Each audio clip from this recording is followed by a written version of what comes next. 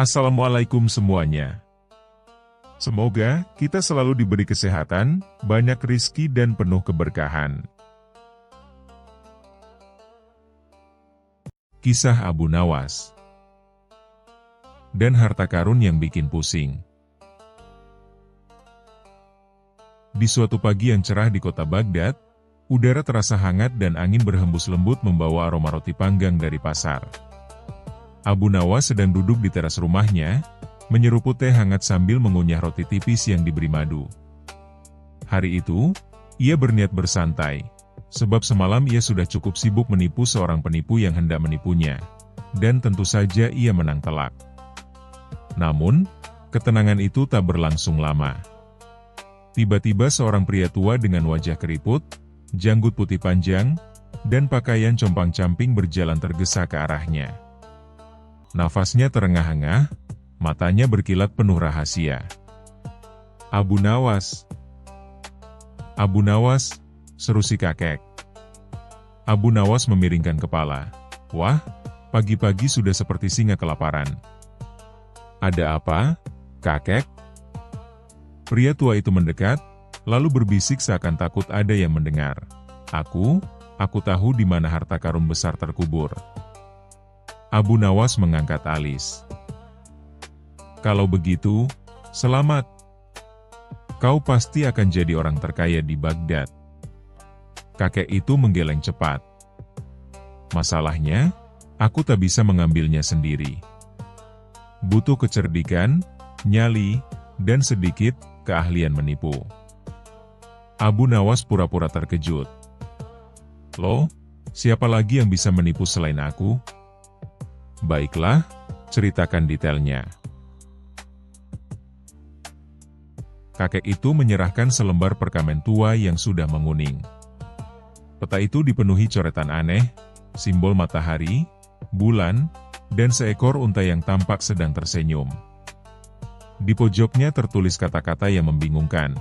Barang siapa ingin harta ini, harus mengorbankan tawa.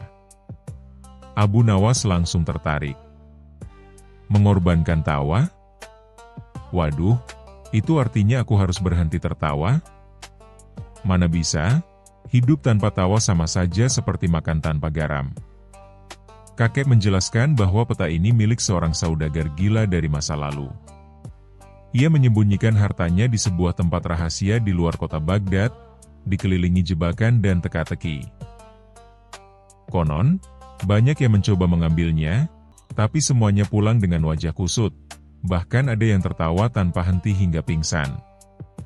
Jadi, kita harus pergi ke sana dan menaklukkan teka-tekinya, kata Abu Nawas sambil menyipitkan mata. Tapi, kakek, kenapa kau tidak pergi dengan orang lain? Kakek itu menatapnya dengan serius. Karena hanya kau yang cukup licik untuk menipu jebakan-jebakan itu. Mereka berangkat keesokan harinya, membawa bekal roti, kurma, air, dan sebuah ember kosong yang Abu Nawas klaim mungkin akan berguna. Mereka menempuh perjalanan melewati padang pasir, kebun kurma, hingga sebuah lembah kecil yang sepi. Di tengah perjalanan, mereka bertemu rombongan pedagang unta. Salah satu unta melihat Abu Nawas dan mendengus keras. Abu Nawas membalas dengan senyum miring. Kau lihat, kakek? Unta itu mengingatku.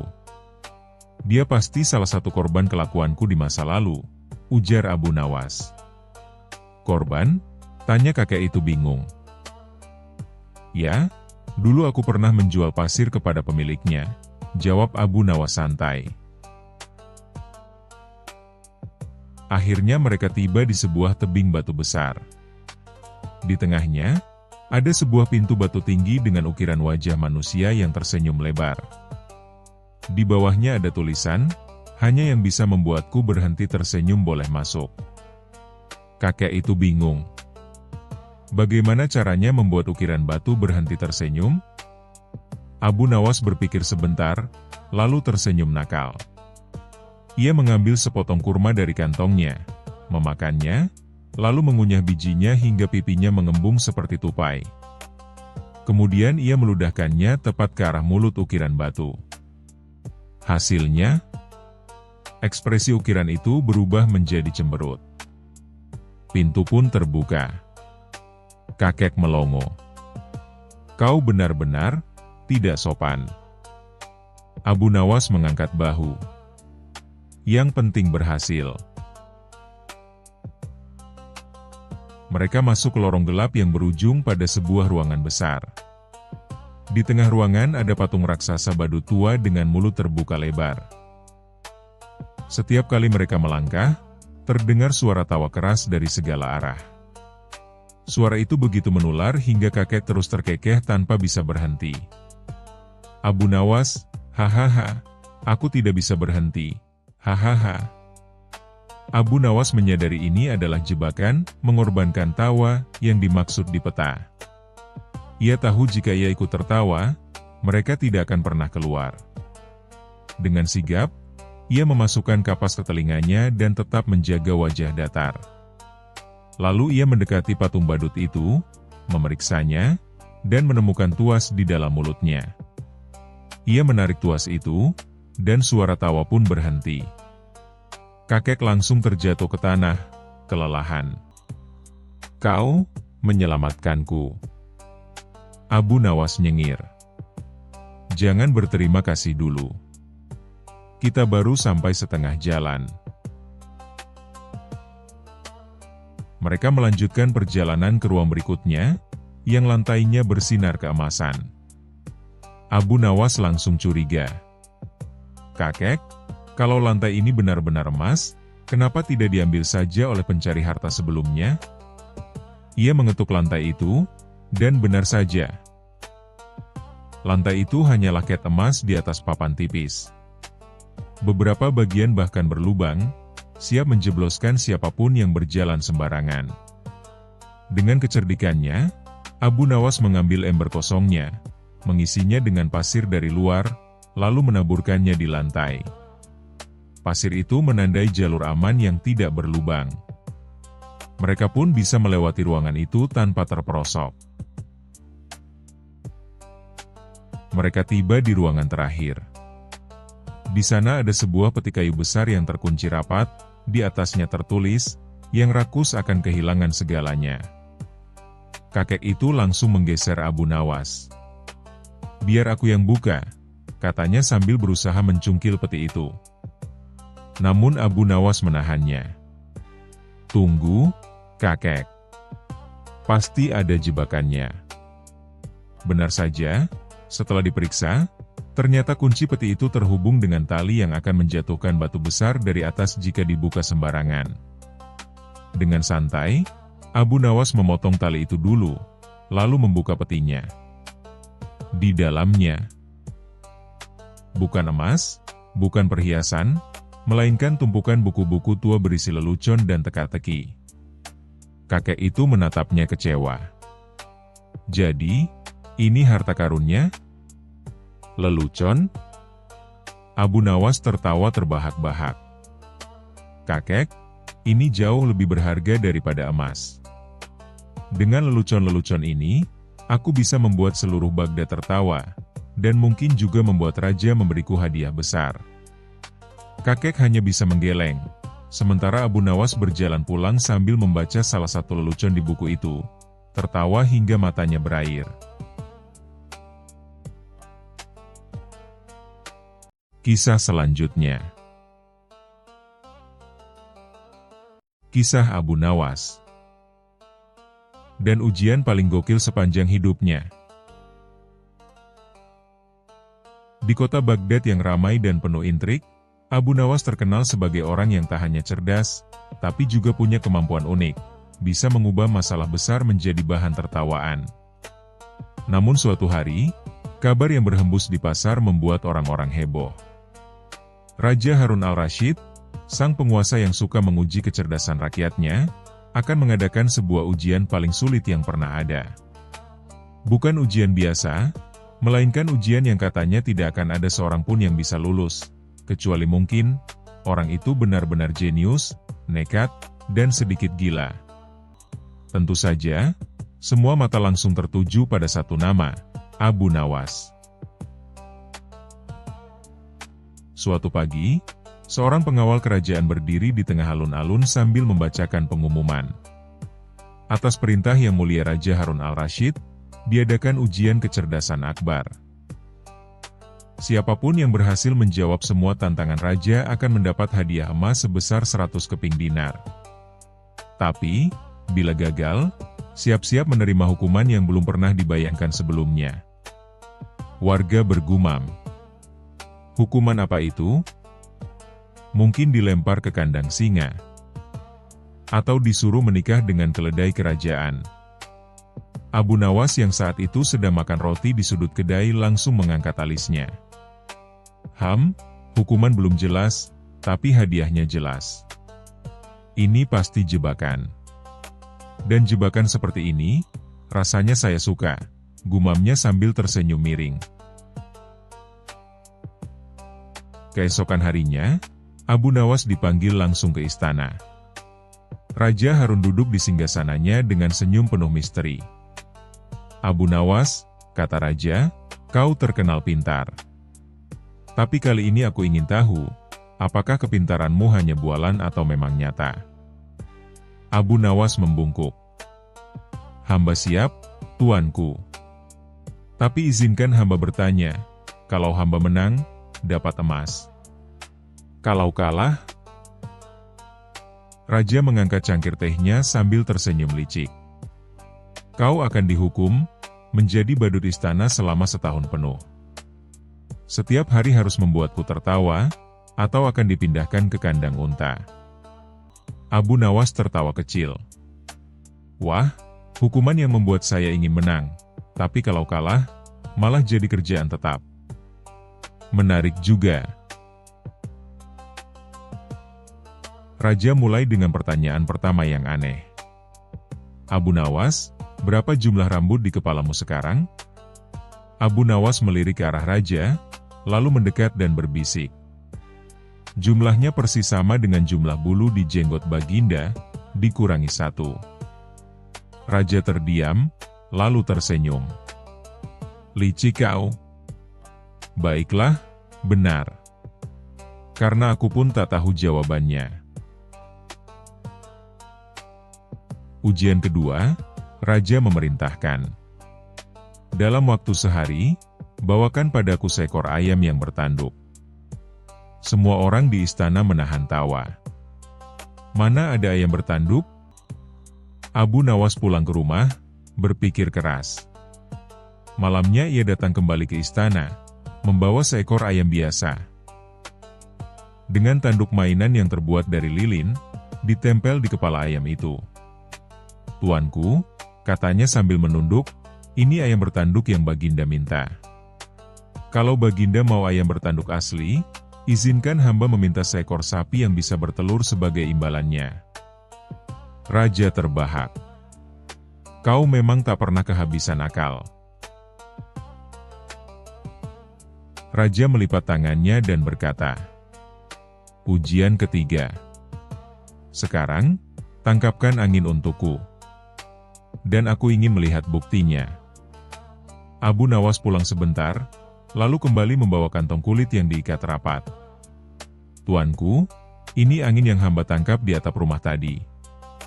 Tapi awas, jangan dibuka di ruangan ini, nanti semua janggut pengawal akan berantakan. Raja membuka sedikit kantong itu, merasakan hembusan tipis, dan kembali tertawa. Baiklah, kau lulus ujian ketiga. Raja berkata, untuk ujian keempat, aku akan mengatakan satu kalimat. Kalau kau menganggapnya benar, buktikan. Kalau salah, bantah.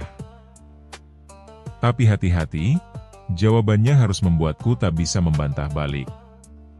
Raja mulai. Aku yakin, hari ini aku lebih pintar daripada dirimu. Abu Nawas tersenyum licik.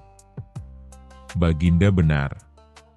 Karena hanya orang yang kurang pintar yang mau menguji orang sepintar hamba untuk membuktikan dirinya pintar. Raja terdiam sejenak, lalu meledak tertawa sampai hampir tersedak. Untuk ujian kelima, Raja memanggil Abu Nawas ke taman istana pada sore hari. Ini ujian terakhir, Abu Nawas. Hari ini aku sedang sedih karena burung kesayanganku terbang pergi. Kalau kau bisa membuatku tertawa dalam 1 menit, kau menang. Kalau tidak, kau jadi badut istana setahun penuh. Abu Nawas mengangguk, lalu berjalan ke arah kolam istana. Ia melihat beberapa pengawal sedang memberi makan ikan. Tiba-tiba, Abu Nawas terpeleset masuk ke kolam dengan gaya paling dramatis yang pernah dilihat. Sorbannya terlepas, jubahnya mengembang seperti perahu, dan ia berenang sambil menjerit. Tolong! Ada ikan yang mau mengajakku menikah. Raja dan semua yang melihat meledak tertawa sampai air mata keluar. Bahkan Raja berkata sambil terpingkal. Abu Nawas, kau benar-benar gila. Tapi itulah yang membuatmu juara. Kau menang. Abu Nawas menerima hadiah emasnya sambil membungkuk hormat. Terima kasih, tuanku. Tapi jujur saja, kalau sampai kalah, saya juga tak keberatan jadi badut istana. Setidaknya makan gratis setiap hari, katanya sambil mengedipkan mata. Raja menggeleng sambil tersenyum. Kau memang ujian terberat bagi semua orang, karena tak ada yang bisa mengalahkan akalmu. Dan begitulah, ujian paling gokil dalam hidup Abu Nawas berakhir, dengan tawa, emas, dan cerita yang akan dibicarakan rakyat Baghdad selama bertahun-tahun. Kisah selanjutnya. Kisah Abu Nawas dan Sumur Harapan. Di sebuah desa yang letaknya tidak jauh dari ibu kota Baghdad, tersembunyi sebuah sumur tua yang konon katanya bisa mengabulkan permintaan siapapun yang melemparkan sesuatu ke dalamnya. Sumur itu dikenal dengan nama Sumur Harapan. Namun, anehnya, sumur ini tiba-tiba saja menjadi terkenal setelah seorang pedagang mengaku mendapatkan untung berlipat-lipat setelah melemparkan sebutir kurma ke dalamnya sambil berdoa. Konon, keesokan harinya ia menjual dagangannya habis dalam waktu setengah jam dan mendapatkan uang emas lebih banyak dari biasanya. Cerita ini menyebar seperti api disiram minyak panas. Berbondong-bondonglah orang-orang datang ke sumur itu, membawa apa saja yang mereka punya, kain, makanan, sampai kambing kurus, dilemparkan sambil berdoa dengan mata merem dan harapan setinggi langit. Kabar ini akhirnya sampai ke telinga Raja Harun al-Rasyid. Sang Raja penasaran dan memanggil penasihat-penasihatnya. Apakah benar ada sumur yang bisa mengabulkan permintaan? Tanya sang Raja sambil mengernyitkan dahi. Para penasihat mengangguk-angguk seperti ayam disuap jagung. Saya bahkan mendengar ada petani yang meminta ayamnya bertelur 2 kali sehari. Dan kini ayam itu betul-betul bertelur 2 kali, seru salah satu penasihat. Sang Raja mulai tertarik. Namun, ia juga curiga. Maka ia memanggil satu orang yang paling ia percaya sekaligus paling lihai mengendus keanehan. Siapa lagi kalau bukan Abu Nawas? Abu Nawas, aku punya tugas khusus untukmu, kata sang Raja sambil memainkan janggutnya. Apa itu, tuanku? Tanya Abu Nawas dengan suara tenang, meski dalam hati sudah merasa bahwa ini pasti misi aneh lagi. Aku ingin kau menyelidiki sumur harapan itu. Jangan-jangan hanya akal-akalan seseorang untuk mencari keuntungan. Abu Nawas tersenyum licik. Dengan senang hati, tuanku. Aku suka sumur, terutama yang tidak terlalu dalam dan penuh harapan palsu. Esok harinya, Abu Nawas menyamar menjadi pengembara dari negeri seberang. Ia mengenakan jubah kusam dan sorban yang dililit seadanya, lalu berjalan menuju desa tempat sumur harapan berada. Ia membawa 1 kantong batu dan sepotong roti basi. Begitu tiba di sana, ia melihat antrean panjang seperti antre zakat menjelang lebaran. Orang-orang berbisik-bisik penuh harap sambil memeluk barang-barang yang akan dilempar ke dalam sumur. Semoga aku kaya raya. Semoga mertua pindah rumah. Semoga suamiku jadi pendiam. Permintaan demi permintaan dilempar bersama benda-benda ke dalam sumur. Abu Nawas memperhatikan dengan saksama. Lalu ia melihat seorang pria berbadan besar membawa seekor ayam. Ia mengucap harapan dan melemparkan ayam hidup-hidup ke dalam sumur. "Aduh!"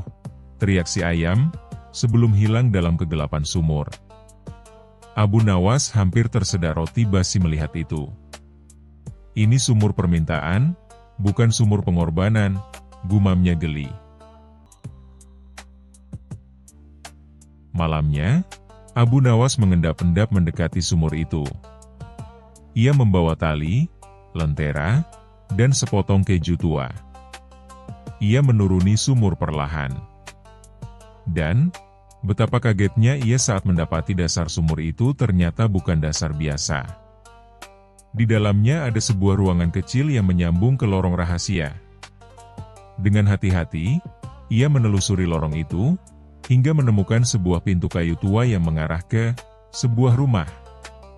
Di dalam rumah itu, ia melihat dua pria sedang duduk sambil menghitung koin emas. Di sebelah mereka terdapat tumpukan barang-barang dari sumur, ayam, kurma, bahkan sandal butut. "Lihat nih, hari ini kita dapat 2 ayam, 5 keping perak, dan 1 perhiasan emas. Hebat betul sumur ini." Abu Nawas menahan tawa. Jadi inilah biang keladinya. Mereka membuat lorong rahasia dari sumur ke rumah ini dan mengambil semua benda yang dilempar orang. Lalu, dengan pura-pura jadi pelanggan palsu, mereka menyebarkan testimoni bohong agar makin banyak yang tertipu. Keesokan harinya, Abu Nawas kembali ke istana dan menghadap raja. "Tuanku, izinkan aku membuat lelucon kecil untuk membongkar penipuan ini," katanya sambil mengedipkan mata. Sang raja mengizinkan. Hari berikutnya, Abu Nawas datang ke sumur, membawa sesuatu yang ditutupi kain.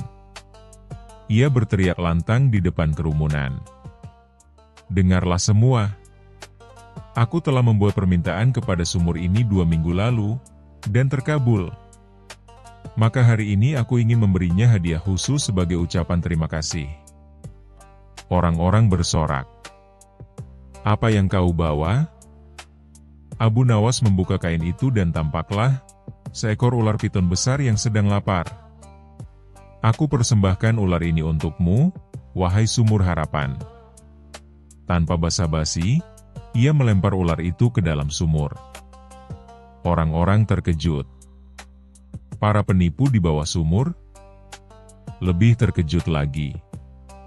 Mereka lari terbirit-birit. Salah satunya terpaksa keluar dari lorong dengan jubah koyak karena digigit ular.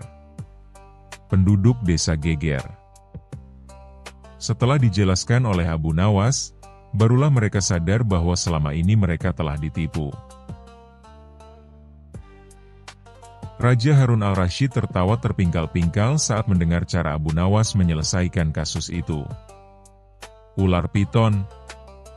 Sungguh ide gila. Kadang untuk membongkar kebohongan," kata Abu Nawas sambil mengangkat alis, "kita perlu teman yang bisa mematuk." Raja memberikan hadiah besar untuk Abu Nawas. Sementara itu, sumur harapan resmi ditutup. Kini sumur itu diganti fungsinya jadi tempat pembuangan sandal rusak. Setidaknya lebih bermanfaat daripada jadi tempat penipuan. Dan setiap kali ada orang iseng yang ingin berdoa di sumur itu, Abu Nawas akan berkata, "Kalau mau harapanmu terkabul, jangan buang barang ke sumur. Buang malasmu ke sawah dan doamu ke langit."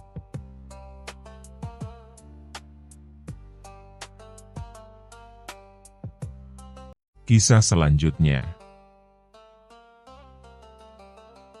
Kisah Abu Nawas dan rahasia taman. Pada suatu hari yang terik di kerajaan Baghdad, Raja Harun al-Rasyid duduk di taman istananya sambil melamun. Bunga-bunga yang dulu bermekaran indah kini mulai layu, rumput tampak kering, dan para pelayan istana sudah kehabisan ide untuk membuat taman tampak segar kembali. Dengan wajah kusut, sang raja mengeluh. Mengapa taman ini cepat sekali layu? Apakah aku perlu menanam bunga dari langit? Tiba-tiba, salah satu penasehat kerajaan berbisik. Paduka, hamba mendengar di sebuah desa jauh, ada taman yang tak pernah layu. Tanamannya selalu hijau, bunga-bunganya harum sepanjang tahun, dan tidak pernah disentuh oleh musim kemarau. Raja langsung bangkit, matanya berbinar penuh harap. Cari siapapun yang tahu tentang taman itu. Aku ingin taman seperti itu di istanaku.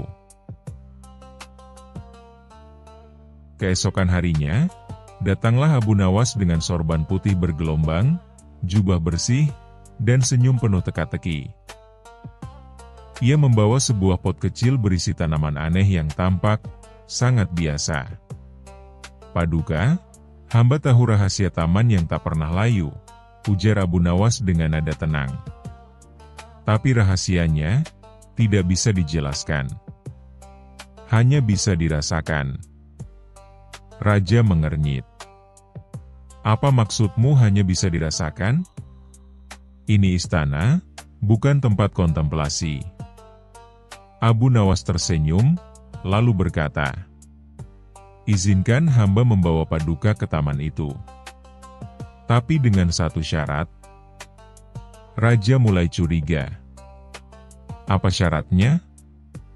Jangan bilang aku harus berjalan kaki ke ujung dunia.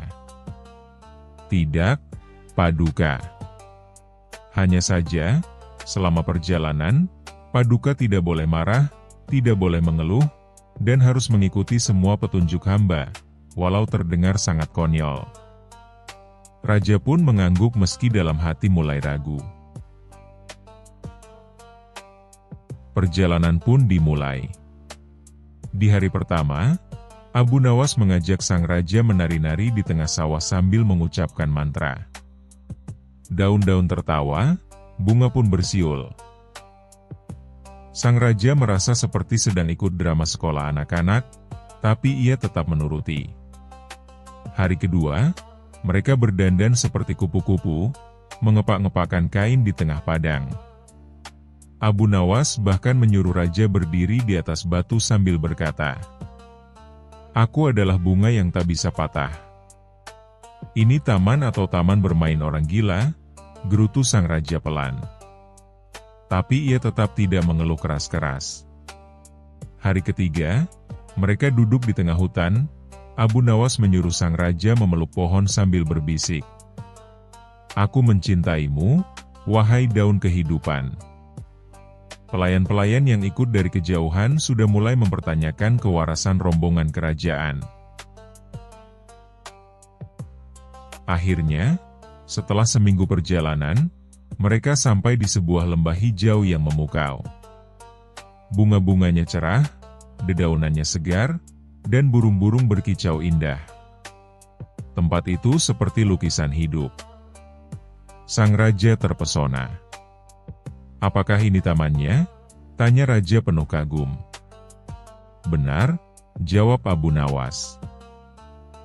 Tapi taman ini bukan hanya karena tanahnya subur atau airnya jernih, tapi karena semua yang datang ke sini melepaskan amarah, keluhan, dan ego mereka. Itulah pupuk yang membuat taman ini tak pernah layu. Raja terdiam. Dan selama Paduka mengikuti perjalanan tadi tanpa marah, taman ini sudah menerima Paduka sebagai bagian darinya. Raja tertawa terbahak-bahak. Jadi aku menari seperti kupu-kupu dan berbicara pada pohon agar taman ini menyukaiku? Abu Nawas tersenyum nakal.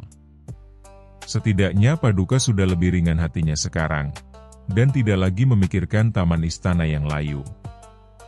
Siapa tahu, taman itu layu karena Paduka terlalu sering memarahi rumput. Setelah kembali ke istana, Raja pun memerintahkan taman istananya dibersihkan dari semua patung marmer dan diganti dengan tempat bermain anak-anak dan para pengunjung untuk tertawa. Di tengah taman dipasang papan besar bertuliskan, "Tertawalah, agar bunga ikut tersenyum." Dan sejak hari itu, taman istana pun menjadi lebih segar. Bukan karena tanaman baru, tapi karena para pengunjung tak henti tertawa melihat raja menari seperti kupu-kupu di festival bunga tiap minggunya, bersama Abu Nawas sebagai MC utamanya.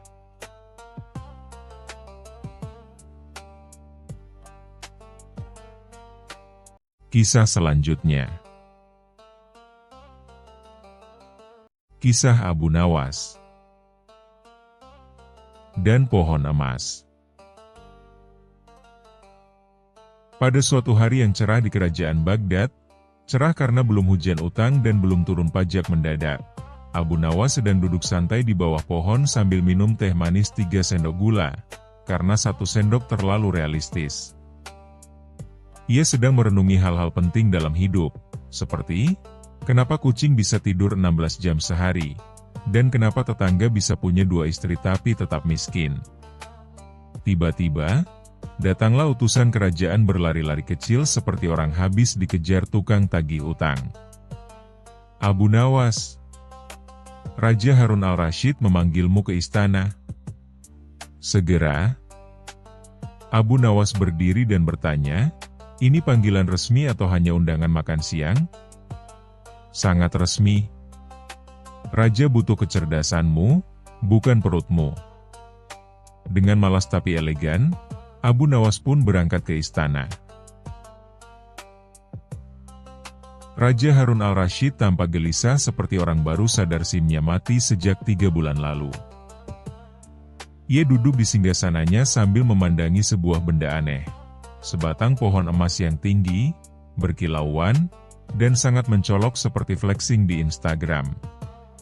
"Abu Nawas," kata sang raja, "seorang pedagang datang dari negeri jauh dan membawa pohon emas ini. Ia mengklaim bahwa pohon ini bisa berbuah emas setiap malam bulan purnama. Tapi, sudah 3 kali bulan purnama lewat, dan yang jatuh cuma daun kering, bukan emas." Raja menatap Abu Nawas penuh harap. "Aku ingin tahu, apakah pohon ini asli atau hanya akal-akalan pedagang licik?" Abu Nawas melihat pohon itu dengan gaya sok ilmiah, seolah-olah ia sedang meneliti rahasia alam semesta. Gumam Abu Nawas. "Pohon ini, tampaknya punya masalah psikologis." Semua orang di ruangan tercengang. "Masalah psikologis?" tanya Raja heran. "Benar, tuanku. Bisa jadi pohon ini malu mengeluarkan buah emas karena terlalu banyak ditatap. Pohon juga bisa grogi kalau ditonton terus, seperti orang disuruh nyanyi di depan mantan." Raja mengelus jenggotnya. "Lalu bagaimana kita mengetahuinya?" Abu Nawas tersenyum licik. "Beri aku waktu 1 malam. Aku akan membawa pohon ini ke rumahku dan memperlakukannya seperti VIP. Besok, kita lihat apakah dia akan berbuah."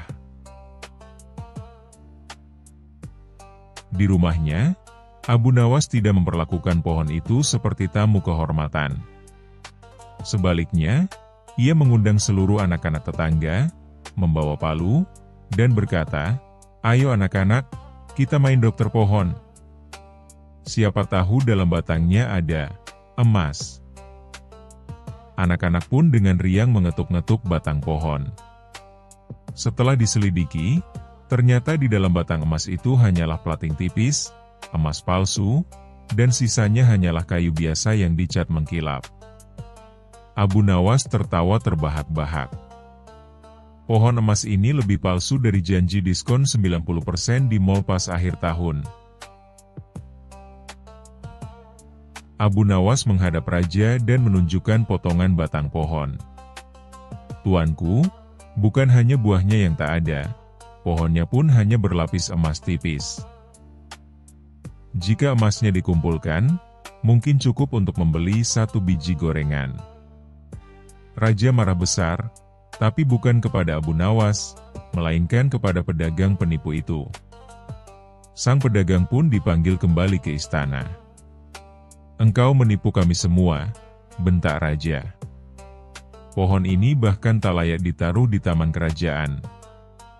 Pedagang itu pun ketakutan, tapi Abu Nawas berkata, "Tenang tuanku, jangan dihukum dulu. Biarkan dia menanam pohonnya sendiri, dan kalau dalam 3 bulan bisa berbuah emas, saya akan jadi tukang siramnya." Semua orang tertawa, termasuk raja. Sejak saat itu, pohon emas tak lagi jadi alat tipu-tipu. Dan Abu Nawas, ia kembali ke bawah pohon biasa, dengan secangkir teh manis dan rasa puas karena akalnya sekali lagi menyelamatkan Baghdad dari kebodohan berlapis emas. Pesan moral: jangan mudah percaya dengan yang mengkilap. Bisa jadi itu cuma lapisan, seperti akun palsu dengan foto orang lain.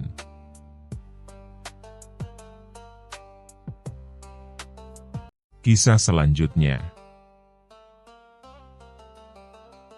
Kisah Abu Nawas dan pedang emas. Suatu pagi yang cerah di Baghdad, suasana istana mendadak riuh karena datangnya peti besar berukir emas dari negeri seberang. Raja Harun ar-Rasyid, yang sedang sarapan roti datar dan madu, langsung menghentikan makannya. "Buka peti itu," perintah sang raja. Para penjaga membuka dengan hati-hati. Di dalamnya terbaring sebuah pedang emas bertatahkan permata, berkilauan hingga membuat seluruh ruangan seakan terang benderang. Terdapat surat yang menyertainya. Untuk Raja yang Agung, Harun ar-Rasyid. Ini adalah pedang legendaris, tajam seperti lidah orang jatuh cinta, dan kuat seperti janji tukang sihir. Gunakan dengan bijak. Raja terkesima. Ia mengangkat pedang itu dengan kedua tangan. Beratnya luar biasa, namun bentuknya indah luar biasa. Luar biasa. Tapi untuk apa aku punya pedang semewah ini kalau hanya dipajang, gumamnya. Keesokan harinya, Raja mengumumkan lewat genderang dan pengawal keliling. Barang siapa yang bisa menggunakan pedang emas ini dengan cara paling hebat dan berguna, akan mendapat hadiah emas seberat anak unta. Seluruh Baghdad pun heboh. Prajurit, pandai besi, koki, bahkan tukang sulap, semua ingin mencoba.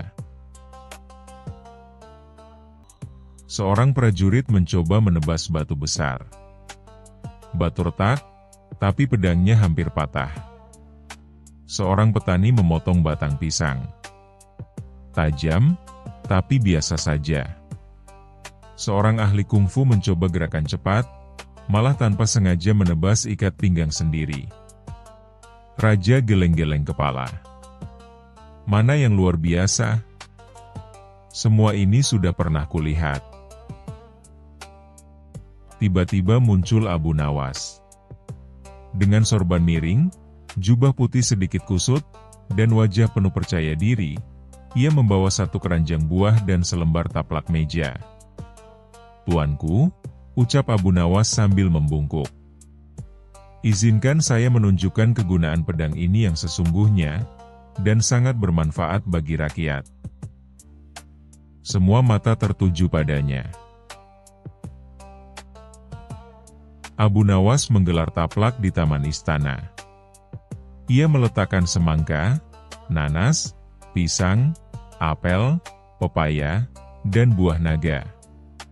Lalu dengan penuh gaya seperti pesulap sirkus, ia mengayunkan pedang emas itu, memotong buah dengan gerakan yang indah dan lucu. "Lihat, tuanku," serunya, "pedang ini tak hanya tajam, tapi luar biasa dalam mempersiapkan camilan sehat." Dia menari-nari sambil mengupas pisang, memotong semangka bulat sempurna, dan menyusun buah dalam bentuk wajah raja di atas piring. Penonton tertawa. Para menteri menutup mulut agar tidak ikut ngakak. Bahkan juru masak istana mencatat gerakan tangan Abu Nawas. Dan sekarang, kata Abu Nawas sambil membungkuk, sajian untuk paduka, salad buah istimewa dengan sentuhan kerajaan. Raja menghela napas.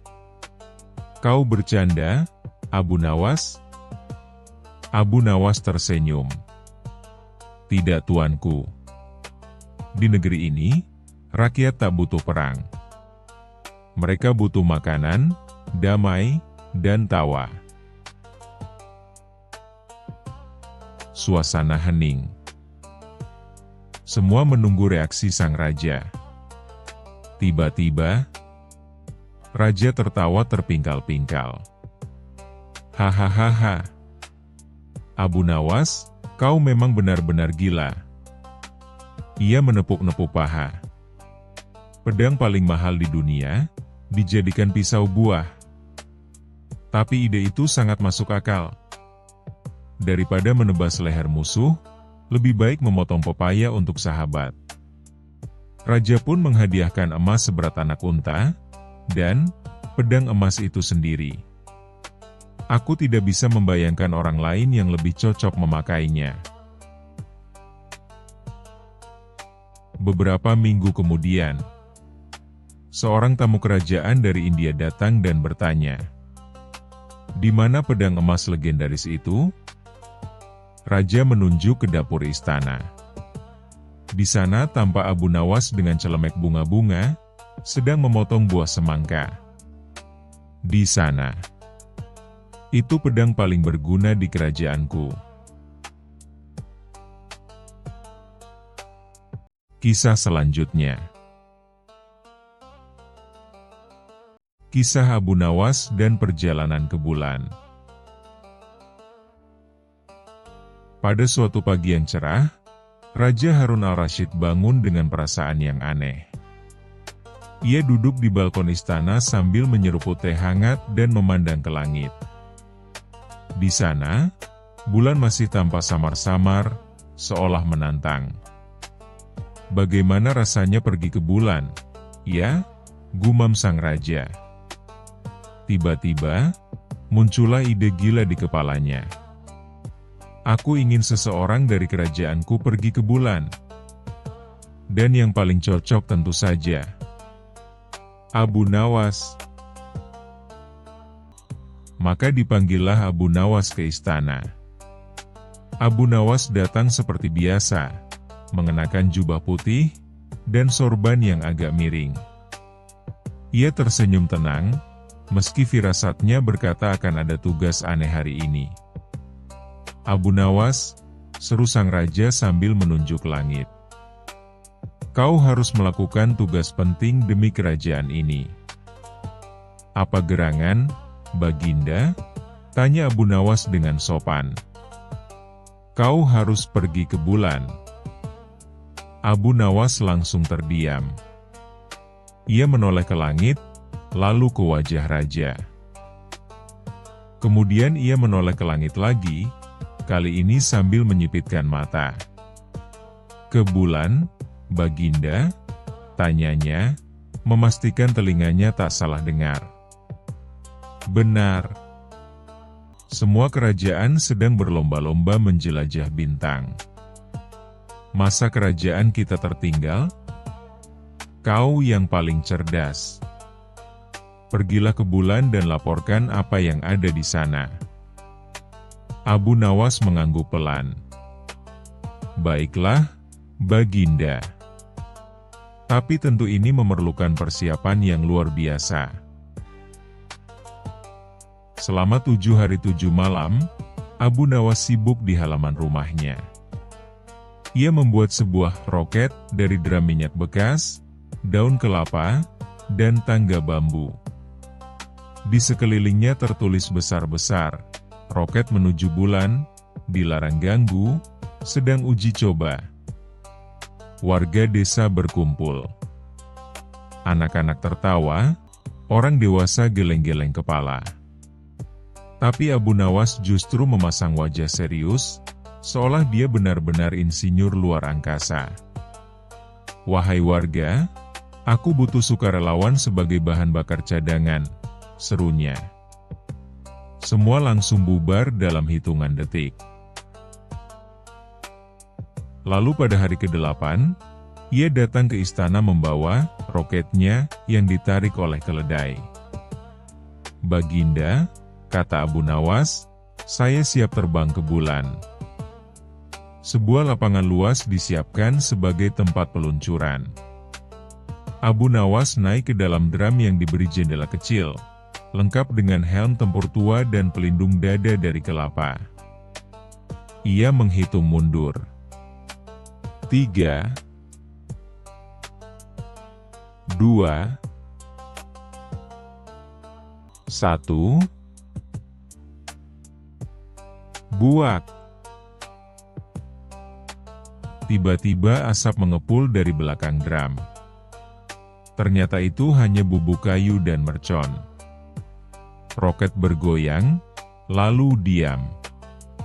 "Aku sedang berada di atmosfer," teriak Abu Nawas dari dalam.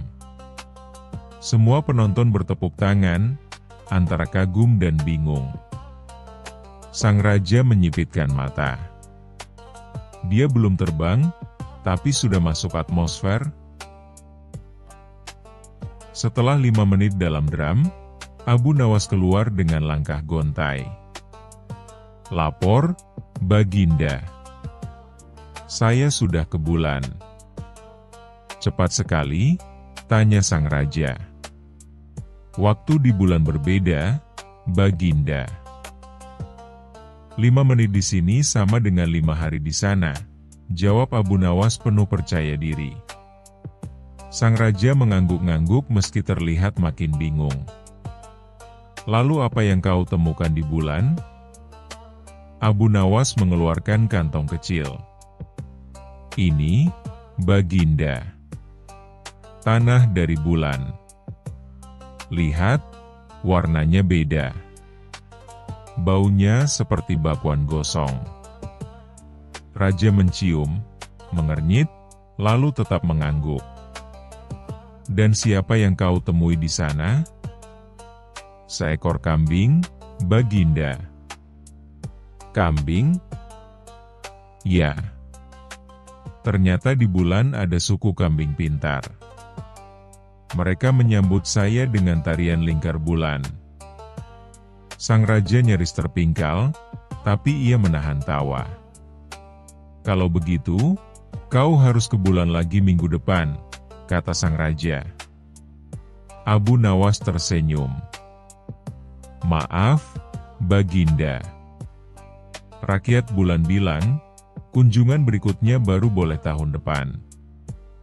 Katanya mereka sedang panen sinar rembulan dan tidak ingin diganggu." Sang raja tertawa terbahak-bahak. "Abu Nawas, kau memang gila." "Gila karena setia pada perintah, Baginda," jawab Abu Nawas dengan hormat. Abu Nawas pulang membawa hadiah dari raja, 2 karung gandum dan 1 keledai baru. Sejak hari itu, tak ada lagi yang menyuruhnya ke bulan. Tapi drum bekas roketnya masih ada di depan rumah, dipakai untuk menyimpan air hujan. Dan setiap malam, Abu Nawas menatap ke langit dan tersenyum. "Tenang saja, wahai bulan. Aku belum lupa tarian suku kambingmu."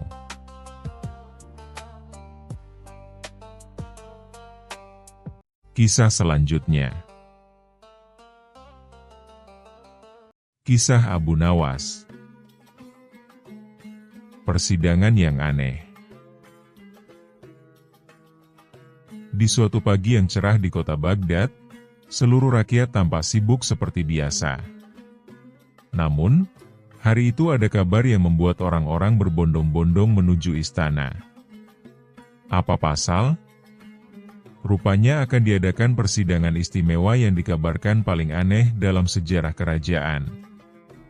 Dan tentu saja, siapa lagi kalau bukan Abu Nawas yang menjadi pusat dari keanehan itu. Semua bermula ketika seorang pedagang kaya bernama Sa'idi datang ke pengadilan dengan wajah masam dan membawa sebuah karung besar yang ia klaim sebagai barang bukti pencurian. Ia melapor bahwa Abu Nawas telah mencuri angin dari gudangnya. Ya, Anda tidak salah dengar. Mencuri angin. Raja Harun al-Rasyid, yang saat itu sedang menikmati secangkir teh hangat di balkon istananya, langsung dibuat terbatuk-batuk saat mendengar laporan itu. Abu Nawas mencuri angin, seru sang raja sambil tertawa geli. Namun, karena ia tahu kelucuan selalu mengikuti Abu Nawas, raja justru penasaran. Maka ia perintahkan semua pihak berkumpul di aula sidang kerajaan. Ini akan menjadi persidangan paling aneh yang pernah terjadi. Ruang sidang penuh sesak. Orang-orang duduk sampai di atas genteng. Bahkan seekor unta tampak ikut menonton dari jendela. Pedagang Sa'idi maju dengan penuh semangat. Ia menunjuk Abu Nawas yang duduk santai dengan senyum jenaka. "Yang mulia," kata Sa'idi, "saya punya gudang berisi rempah-rempah mahal. Suatu malam, saya mendengar suara tiupan angin misterius. Ketika saya periksa, semua aroma rempah saya lenyap. Dan, kau menuduh Abu Nawas mencuri angin dari gudangmu?" tanya raja sambil menahan tawa. "Tepat sekali. Ia pasti menghirupnya. Ia sering lewat di depan gudangku sambil menarik napas panjang. Itu pasti dia." Semua orang tertawa. Bahkan juru tulis pengadilan sampai menulis hahaha di buku catatan sidang. Abu Nawas berdiri, pura-pura terkejut. "Yang mulia," katanya, "jika menghirup aroma sudah disebut mencuri, maka kita semua adalah pencuri udara. Bahkan burung-burung pun akan dipenjara karena mengepakkan sayapnya di depan gudang." Sa'idi tetap ngotot. Ia mengeluarkan karung besar dan berkata, "Ini karung berisi sisa angin yang ia hirup. Saya ingin Abu Nawas dihukum atau mengganti rugi dengan angin yang sama." Raja Harun sudah tak kuat menahan tawa. Tapi ia berkata, "Baik. Persidangan akan dilanjutkan dengan adil. Abu Nawas, siapkan pembelaanmu." Esok harinya, Abu Nawas datang membawa sebuah kuali besar dan kosong, lalu meletakkannya di tengah ruang sidang. "Yang mulia," katanya, "saya akan memasak semangkuk keadilan. Tapi perlu waktu sebentar." Ia lalu menyalakan lilin kecil di bawah kuali kosong itu. Semua orang bingung. Beberapa menit berlalu. Pedagang Sa'idi kesal. "Apa-apaan ini? Tidak akan matang." Abu Nawas menjawab, "Tepat sekali. Sama seperti tuduhanmu. Kalau lilin kecil tak bisa memasak udara dalam kuali, bagaimana mungkin tarikan napas bisa mencuri angin dari gudangmu?" Suasana hening. Lalu, boom! Semua orang tertawa keras-keras. Bahkan raja sampai berdiri dan memukul meja sambil berkata, "Luar biasa, Abu Nawas. Kau benar-benar jenius dalam membuktikan kebodohan." Raja berkata, "Pedagang Sa'idi, engkau telah membawa perkara yang bukan hanya konyol, tapi juga mencemari aroma keadilan dengan bau kebodohan. Maka aku hukum engkau untuk berdiri selama 1 jam di tengah pasar sambil memegang karung anginmu. Dan tuliskan papan di dadanya," tambah Abu Nawas, yang berbunyi, "Pencuri pikiran waras rakyat Baghdad." Semua bersorak. Sa'idi tak berkutik. Ia hanya bisa berdiri dengan malu, karung di tangan, dan papan lucu di dada. Begitulah akhir dari persidangan paling aneh dalam sejarah Baghdad. Orang-orang masih membicarakannya selama berminggu-minggu. Dan Abu Nawas Ia berjalan pulang sambil tersenyum, menghirup aroma roti panggang dari toko sebelah dan berkata pelan, kalau mencuri aroma itu salah, maka aku rela dipenjara di dapur."